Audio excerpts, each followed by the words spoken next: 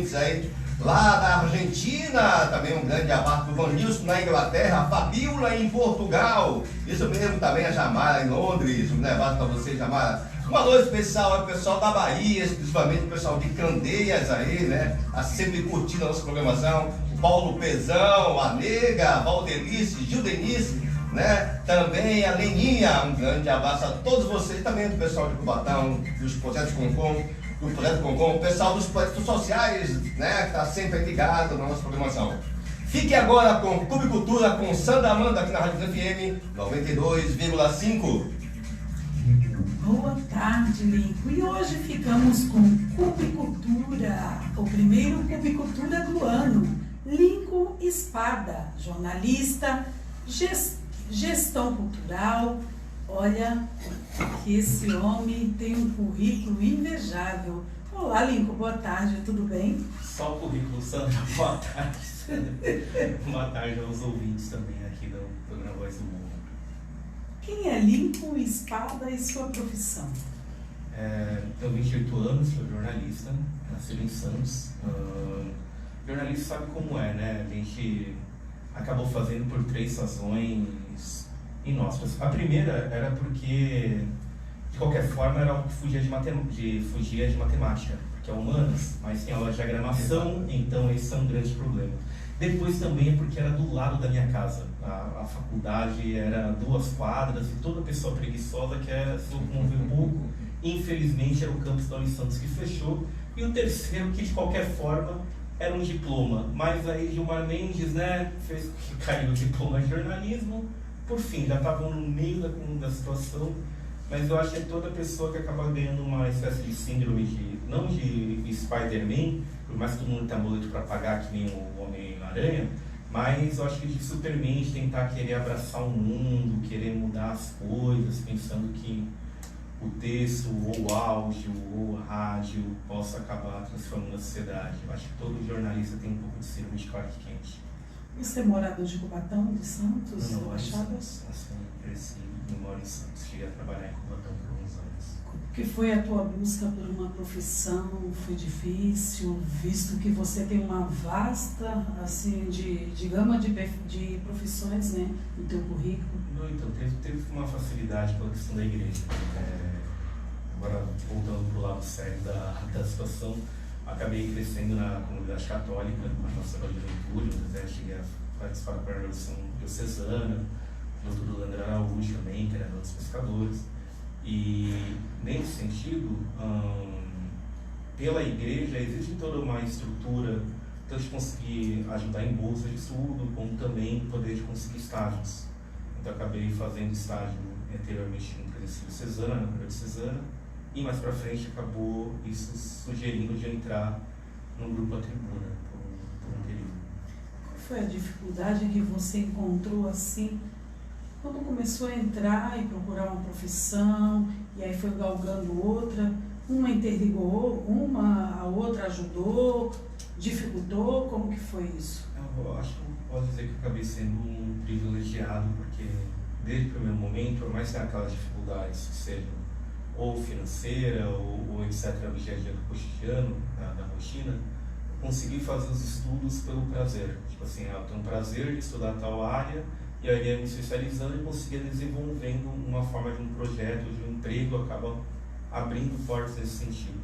Você teve ajuda de familiares? Sim, com minha família, com meu pai, mãe, irmãos, meus pais sempre me ajudaram, e também amigos que acabam ajudando nessa questão de poder abrir portas para a gente. Né? O poder público ajudou o Estado em alguma coisa dos seus estudos? Ou algum programa Sim. público em si? Eu acho que isso vai, de certa forma, a aposentadoria do meu pai, né? Porque aí quando ele ficou desempregado é o que a Previdência Social se mostra mais que oportuno para a manutenção da casa. Na sua trajetória, o que mais te impressionou nesse tempo de carreira aí? Enquanto jornalista, enquanto artista, enquanto um pouco de cada, o que mais te impressionou? Tem um lance que puxando pela parte da cultura, o pessoal que é mais da área de teatro, etc., existe uma pujança, eu vou citar mais a parte do Cubatão, do que a gente chama de teatro amador, né? Que não necessariamente é o que a gente considera que é o teatro que não tem DRT, né? Que não tem um registro profissional em si, está começando a se formular, as diversas ideias.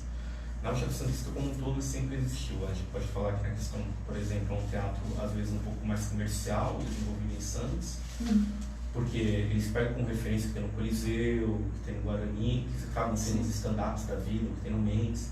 Você tem muito de uma revisão do teatro europeu, ou dos grandes clássicos em São Vicente, porque eles pegam como grande referência o maior evento, que é a encenação de São Vicente, é de uma outra época, então volta-se nesse sentido. Mas tem também, claro, estou falando de tendências, não necessariamente quais são as exceções. Mas em Cubatão, principalmente por causa do Caos, com aquele programa de estabilidade, no primeiro ciclo, acho que agora vai completar quase 10 anos do teatro, que era da Petrobras financiando a capacitação e preparação dos artistas. Essa nova leva de teatro de Cubatão, eu acho que é o que fica de mais de vanguarda possível, né? Seja pela referência que tem do Nelson Baskerville e da Selma Gonzalo, no Teatro Container, que elas conseguem ver a tendência de peças onde são capitulares, como, por exemplo, peças que eram da Cia Lorena, peças que eram do Teatro do Caos, peças que eram da Usina Utópica, peça como a Usina Utópica também desenvolve, o Coletivo 302 desenvolve, que são peças a qual usa a questão do transmídia, que usa a questão de ocupações de espaços públicos, que são que acabam sendo referências que vem do pessoal da Selma que te ajudar nessa leva de profissionalização. Como ator, você chegou a trabalhar como voluntário alguma vez, assim, essa Paixão de Cristo? Em grandes encenações não, mas cheguei a colaborar neles enquanto assessoria de imprensa, mas cheguei a fazer teatro infantil, teatro de bonecos, era uma outra leva. De encenações o pessoal sempre acaba metendo muito pau, né? Seja de Cubatão, mas principalmente quando eles dizem na de São Vicente, porque dizem que acho que Cubatão ainda tem um fator religioso, que era a Paixão de Cristo. A de São Vicente, a gente está falando que é uma que o pessoal sempre vê algum medalhão, alguém de fora, etc. E aí reclamam do custo que se dá naquilo. Quando a gente pega essas grandes encenações, a gente está falando de tantas outras, tem lá em Praia Grande também, tem no Maitá, em São Vicente, necessariamente na Orla, em Santos, eventualmente acaba tendo.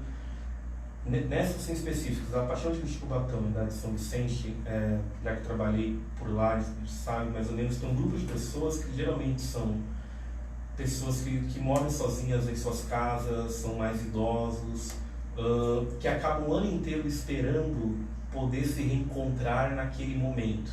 No da Paixão de Cristo Cubatão tem umas que são muitas crianças também, que acabam participando do elenco, adolescentes.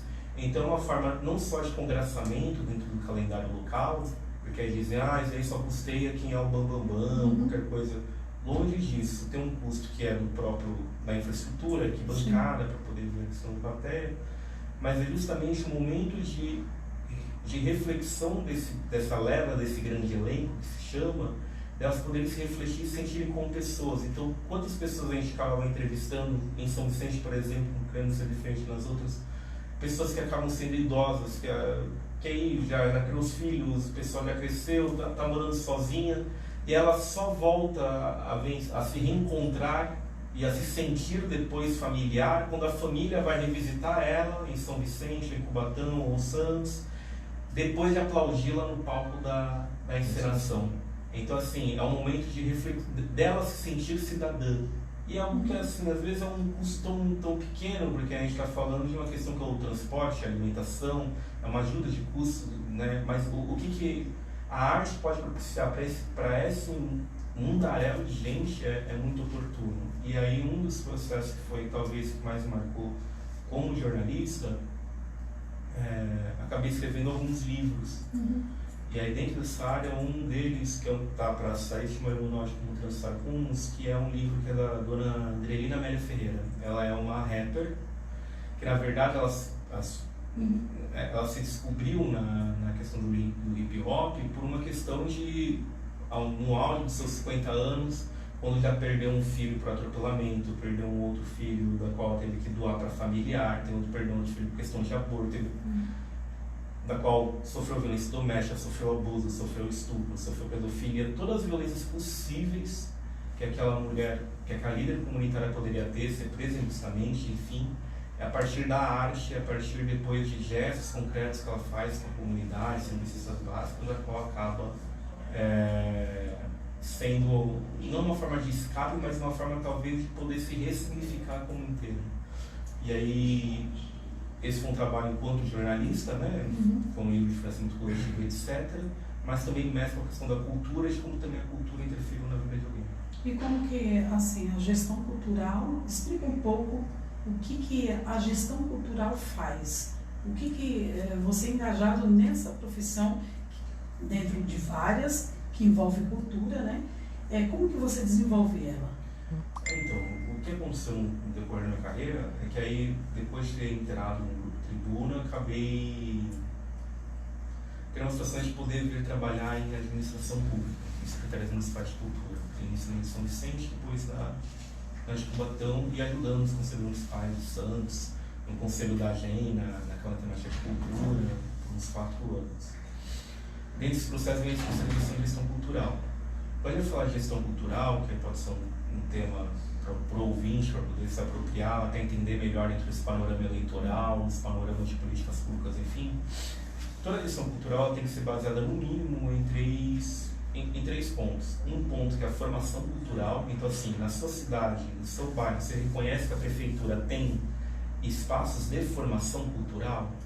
Ela consegue propiciar isso de algum jeito? Pode ser que seja só de iniciação, um programa de contraturno escolar, pode ser que seja alguma ação turística, mas que consiga promover ali alguma atividade formativa, workshops. Existe isso daí? Existe talvez algum programa de capacitação para a pessoa seja especializada nesse sentido? Esse é um ponto. Um outro ponto é a difusão. A difusão são as apresentações, são as obras, são os projetos que essa comunidade consegue promover em si e se sentir parte dentro do seu bairro fazendo esse tipo de atividade. Então a prefeitura consegue alcançar nos bairros ou nas regiões apresentações, ela consegue, se não realizar, ela consegue apoiar de alguma forma os projetos, ela consegue pelo menos para essa parte de divulgação, para se apoiar de identificar, para se apoiar de poder mapear. Existe esse trabalho nesse sentido? E é um terceiro sentido que acaba sendo, além desses dois, conceptivamente, na verdade é uma resposta deles, é uma consequência, que é a questão do intercâmbio, porque a gente está falando sobre democratização, que aí então são atividades que geralmente acabam sendo gratuitas, puxadas pelo poder público, apoiadas para tal. São questões que se conseguem ajudar, por exemplo, na descentralização dos bairros. São questões a qual elas podem, de uma certa forma, a gente está falando sobre intercâmbio, né? E aí esses são os 3 pontos que podem ser observados ou não, se uma gestão pública faz ou não. Geralmente o que acontece, o governo federal, e aí não sei se pode falar, mas aí agora já estou falando, principalmente no mandato do Gilberto Gil e do Juca Ferreira, que foi do primeiro e segundo mandato do governo Lula, eles conseguiram ressignificar a cultura numa visão antropológica tridimensional.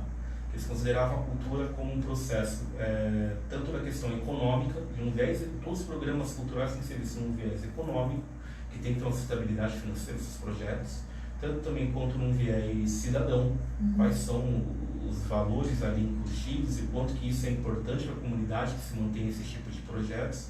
E o terceiro que é o valor simbólico, que é qual a qualidade, qual que é a forma de se poder sentir artisticamente esse tipo de projetos, iniciativas, produtos dentro de um âmbito capitalista falando, é um termo que também pode ser dado como comum.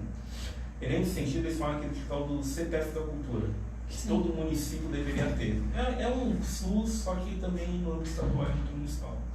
E aí seria você ter um conselho, você ter um plano e você ter um fundo municipal ativo. Então você tendo essas, pelo menos a legislação dessas 3, e depois a articulação dessas 3, é uma coisa muito importante. Esse CPF, que é o Conselho Plano Fundo, que é o que todas as secretarias de cultura deveriam ter, ela parte também de ter um órgão de executor, que é uma secretaria, e parte também da questão de ter esse sistema, esse CPF, esse SUS cultural, chamado de Sistema Municipal de Cultura. Então cada um deles é regrado por uma legislação. E aí o que eu cheguei a fazer nesse período foi que em São Vicente foi a primeira cidade que completou essas legislações. A gente participou da ativação do conselho, participou da ativação do fundo, etc. e realizou o plano, tipo, criou-se a lei, que é um plano que regra e regulamenta para 10 anos que a administração tem que fazer. Da mesma forma, em Santos esteve ajudando no plano municipal de lá, e participando pelo conselho de lá também, e aí também participando de conselho gestor, de avaliação, na verdade, de projetos pelo fundo de lá, e aqui em Cubatão, que foi das legislações do sistema municipal e da parte do plano. O fundo por si só ele acaba sendo algo que aqui em Cubatão não deu tempo, até porque eu acabei saindo, né, a própria gestão sentiu as mudanças de titulares de pasta, acabou não tendo tempo de poder efetivar, embora já tivesse uma comissão pronta, etc., para poder fazer essa captação de verbas e avaliação de projetos. O plano municipal de cultura, enquanto gestão cultural para a população em si, é talvez o instrumento mais importante, porque enquanto lei, ele foi legislado, foi sancionado em 2018, é ele que vai dizer quais são os programas, ações, metas e prazos que a prefeitura precisa cumprir e custear até 2028, um prazo de 10 anos. Então, assim, independente do prefeito que vier assumir ou se vier a reeleger, é oportuno que a população saiba, se conscientize e possa cobrar essas ações em curto, médio e longo prazo. Isso é algo que também existe, por exemplo, no Plano Municipal de Educação. Mas esse plano ele já vem sendo executado por algumas prefeituras, por alguns governos, até os artistas, sabe dizer? Então, quando a gente está falando dessa ideia do CPF de cultura, ou dessa que aí envolve esse plano, isso foi uma coisa que começou, se eu não me engano, em 2008, essa discussão. As prefeituras assinaram os documentos, os termos, entre 2011 a 2013, mas a lei foi só nessa época, a partir de 2017, começou a ser construída. 2015 em São Vicente, já implantado em 2015 2016, e aqui em Cubatão 2017 2018. Então, assim, é uma primeira vez que existe esse instrumento. Até que a gente já falou, tipo, órgão cultural, tipo, com menos de 30 anos de existência, né, de uma forma federal. Era na época do Sarney, 85, quase 40 anos, vamos chamar assim, 35, 40 anos de existência. Então, agora que está sendo estruturado. E, claro, corre o risco em nível nacional, com a perda de status ministerial, de poder ver também a dissolução dessas políticas. Mas agora que é uma lei, então é mais que oportuno que a população se conscientize e cobre que essas ações sejam aplicadas no período previsto da legislação. Então ele não pode ser encarado como algo inútil que um dia eles possam ali tirar. Não é uma carta de intenção. Enquanto lei, precisa ser cumprida até 2028. Então, quem Santos vai ser cumprido até 2027, quem São Vicente vai ser cumprido até 2025, e assim por diante. Essas metas que não foram cumpridas, pode haver penalidade para os governantes? Isso varia de município a município. A gente está falando, por exemplo, que em São Paulo chegou sim a haver um vereador que colocou o Ministério Público, se eu não me engano, chegou a fazer uma ação ajuizada por não cumprimento de uma das metas. Acho que era, se eu não me engano, acho que era algo relacionado aos céus. Tá, não, os céus. Ah, os céus. Ah, tá.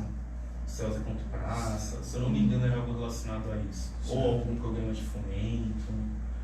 Mas tem muita coisa prevista nesses planos municipais e que é oportuno poder ser desenvolvido. Falando em verba para a cultura, sabe que a cultura é muito amplo, né? Sim. A cultura engloba muita coisa. Identidade de cada ser humano, né? Das suas culturas, das suas raízes. E a gente vê um governo hoje que reduz essa verba. Cultura. Como você vê isso? O governo qual deles? O atual. O mais municipal, nacional? Federal? Não, o governo federal, né? Federal. O próprio presidente, né, parece que transformou, né, que quer reduzir o custo, né, para a lei do planeta, enfim. Na verdade, o que houve é um monte de falácia, né, por parte dele, que acaba gerando desinformação. Então, por exemplo, a verba federal sempre foi muito pouca, né, em torno de 3 bilhões, se não me falha a memória. E nesses últimos anos a gente está falando de mais ou menos 1 milhão e pouco, 1,5 milhão, quase um custeamento da própria máquina, que tem suas fundações, seus museus, seus centros culturais permanentes mantidos, as casas literárias.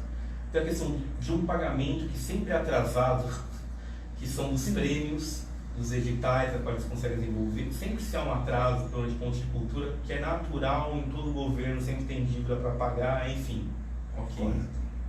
E o terceiro que aí eles colocam para ter uma liberdade de mercado e uma garantia de que a verba vai ser utilizada, a tal do mecenato, que é da renúncia fiscal da Lei Rouanet. É importante para quem está ouvindo a gente, tipo assim, Lei Rouanet não é um bicho de sete cabeças, Lei Rouanet também não é a pedra no sapato de todos os programas de renúncia fiscal. A gente está falando que tem 400 bilhões, que é quase, se eu não me engano, 15% do orçamento federal, que é perdido por programas de renúncias fiscais. Programas de renúncias fiscais, eles são feitos, na verdade, e as pessoas às vezes pensam que o programa de renúncia fiscal, ele é para pegar no pequeno artista. Tu já viu o programa de renúncia fiscal pegar no pequeno hospital? Obviamente não. Será que tem um programa de renúncia fiscal federal para o hospital daqui de Cubatão, para o hospital São José, para o hospital...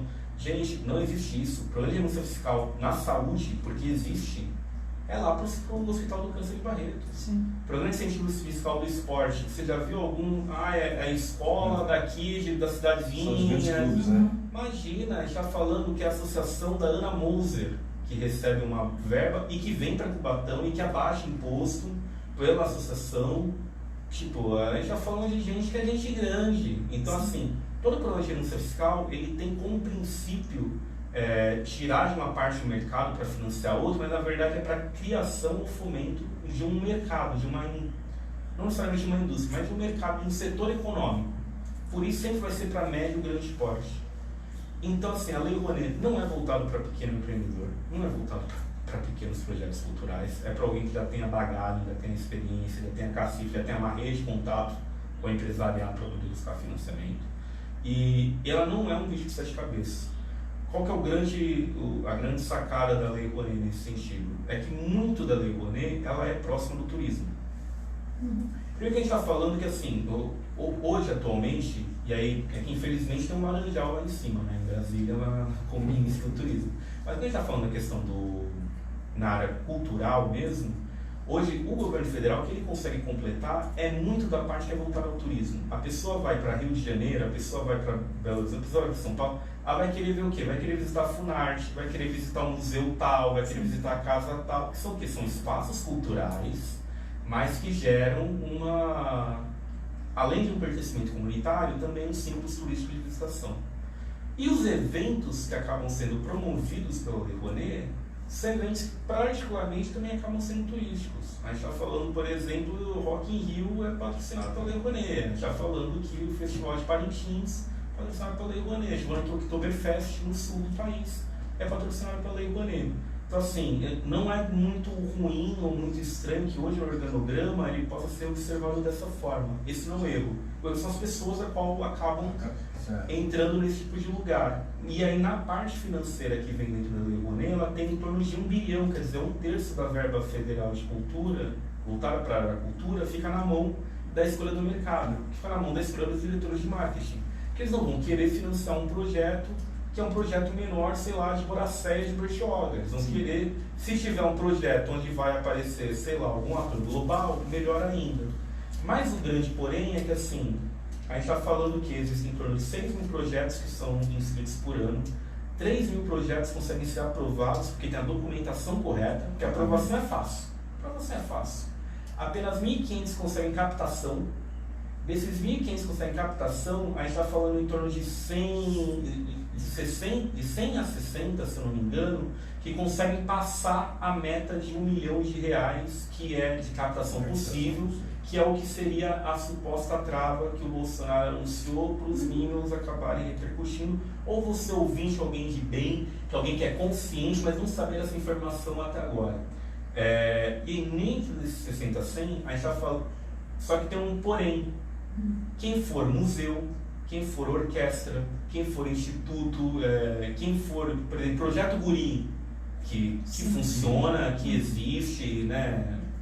E aqui em Cubatão não cita porque a gente tem, pelo menos até tinha até então, que era o programa BEC, né? Da Banda Escola Cubatão. Mas outras cidades acabam tendo esses polos regionais. Esses programas, eles podem ultrapassar 1 milhão. E festivais como o de Parintins, que é fora do sul e sudeste do país, ele pode ultrapassar 1 milhão. O que não pode ultrapassar 1 milhão? A gente está falando de um ínfimo, em torno de 20 a 30 e poucos projetos que não podem passar, que são exposições, isso a gente está pegando exposições ou musicais. Exposição acima de 1 milhão só é em alguns lugares, especificamente Museu da Imagem e do Som de São Paulo. Ah, sim. Por exemplo, o projeto do Castelo Rá-Tim-Bum, o projeto do David Bowie, projeto que todo mundo vai lá no MIS para poder ver, não vai ter mais. Uhum. E musicais que são musical de atores globais, Falabella, enfim, que acaba tendo um custo porque é uma equipe enorme para poder fazer a montagem e também ocorre. Nesse BO, que são esses dois tipos de lugares, a quem que realmente a Lei Rouanet, a nova Lei Rouanet atinge?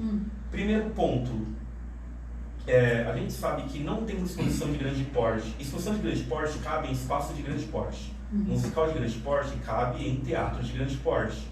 Teatros e museus de grande porte hoje são do governos estaduais. Quais?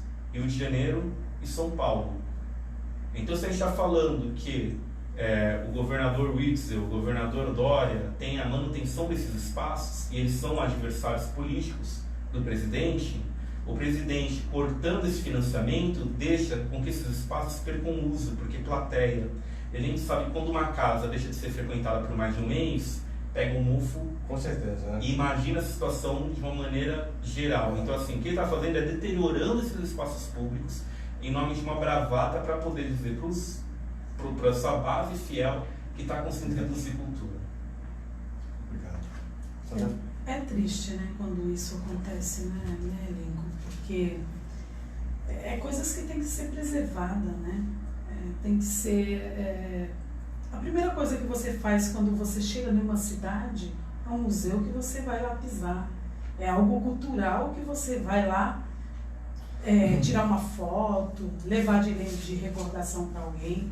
Então, é meio triste, né? Quando a gente fica sabendo desse tipo de coisa que poderia não existir, mas que envolve políticas, dinheiro, né? É complicado. E qual que é a função de um executivo das leis de um plano de cultura de uma cidade? A função é essa, que é de poder fazer cumprir tudo que está previsto, quanto meta, quanto ação.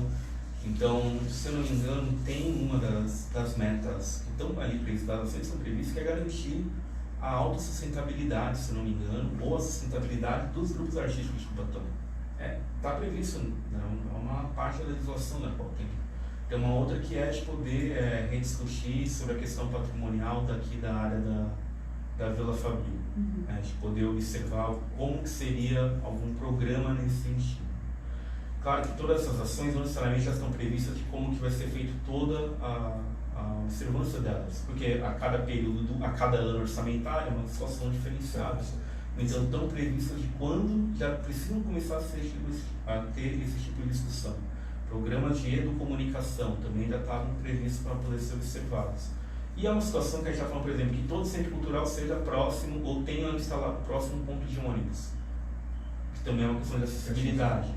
Então, existe uma questão de segurança, se eu não me engano, aí agora eu já vou recordar se é daqui ou se é em outra cidade, a questão do vídeo monitoramento, que era oportuno, porque a gente está falando que a pessoa está saindo sábado ou domingo à noite para poder frequentar um espaço cultural. E aí, se tiver alguma razão de insegurança, vai reduzir público, não vai conseguir atingir a sua abrangência. Então, são pontos, quando a gente pensa nisso, é um pensar estritamente intersetorial. Eu lembro até que, por exemplo, no de Santos tinha uma questão que era de poder fazer trabalho com os postos da praia como moradores de rua, pessoas em situação de rua, por exemplo, quantos que frequentam de biblioteca por lá? Por um espaço que, assim, a pessoa consegue identificar todo o seu repertório, os heróis em quadrinhos, porque é uma coisa que existe há 70, 80 anos, independente da idade, uma facilidade que tem de leitura. Então, assim, que trabalho poderia ser desenvolvido para esse tipo de população que está por lá? Vai ter uma outra cara, não sei. Em Cubatão, eventualmente, existe uma população de rua que frequenta a biblioteca municipal. Poderia também ser desenvolvido algo nesse sentido. Trabalho essencial, trabalho. Como que foi a sua passagem pela tribuna, na área cultural, no Diário do Litoral, do Expresso Popular, CBN Santos? Conta um pouquinho sobre essa trajetória sua. Foi boa. Muito disso acabou sendo... Minha primeira formação foi como ator profissional. E aí, isso era fazer em simultâneo com a questão do jornalismo. Então, muito do movimento teatral até então acabava me dando um suporte e esforço para poder desenvolver até mesmo pautas nesse sentido. Então, não era muito simples, por exemplo, dentro de Paulo estava sobre a cadeia Velha Santos, que era um movimento que poderia ter sido totalmente mudado a sua proposta, a gente acabou conseguindo convergir em algo que tanto a gestão pública estadual, quanto a prefeitura, quanto os artistas quisessem, que era um centro cultural de artes integradas. Hoje tem a GEM, que é um espaço, né, que é a autarquia que está gerenciando lá e executando orçamentariamente, mas o governo do estado investe uma verba direto para contratar artistas da cidade e da região para poder ministrar oficinas por lá, além de que, junto com a prefeitura, essa verba feita pela prefeitura para ser repasse para os artistas, ainda tem um projeto Guri, eles estavam dispostos a tirar o projeto Guri da zona noroeste de Santos, que eles são chamados de vulnerabilidade, para deixar uma só no centro. Falando, não, vai ter duas, uma zona oeste e outra região central, onde também tem uma população ali que precisa ser tocada nessa performance musical. Você foi remunerado em todas as profissões que exerceu, deu para sobreviver? Deu para viver, deu para sobreviver. O problema é quando perde emprego. É difícil. Gostaria que você deixasse uma mensagem positiva para todos os ouvintes e seu contato e página, rede social, alguma coisa assim. Então, eu queria agradecer o convite, a poder participar com vocês, aos ouvintes, pedir para que consigam tirar esse tempinho que tenha durante a semana, durante o mês, para abrir o site da Câmara de Cubatão, baixar o plano de cultura, que é um instrumento importantíssimo, ainda mais num ano de eleições, para poder saber que compromissos podem ser tomados pelos candidatos e para que busque uma tecnicidade, que a cultura possa ser vista não como... que a cultura muitas vezes é vista como um braço turístico, muitas vezes é vista como um contraturno escolar, mas não é visto como um eixo de desenvolvimento econômico que se pode ter dentro de uma cidade, né? Ainda mais a questão dos fazeres criativos, economia criativa, empreendedorismo, pode ser meios na qual se revoluciona, como por exemplo esse projeto revoluciona aqui a comunidade, né, da Vila Fabril. Se você quiser deixar um recado também. O recado é esse, o recado é o pessoal poder ler com carinho, plano, pontuar e cobrar todos os gestores públicos possíveis. Nós fizemos esses mini pokémons para poderem levar à baila o melhor da cultura nessa próxima década. Gostaria de deixar a sua rede social? Lincoln Espada, L-I-N-C-O, L de laranja, L de navio e espada com S. Ok, obrigado Lincoln, obrigado Sandra. E hoje o Cultura ficou com o Lincoln Espada, muito obrigado por ter vindo. Ok?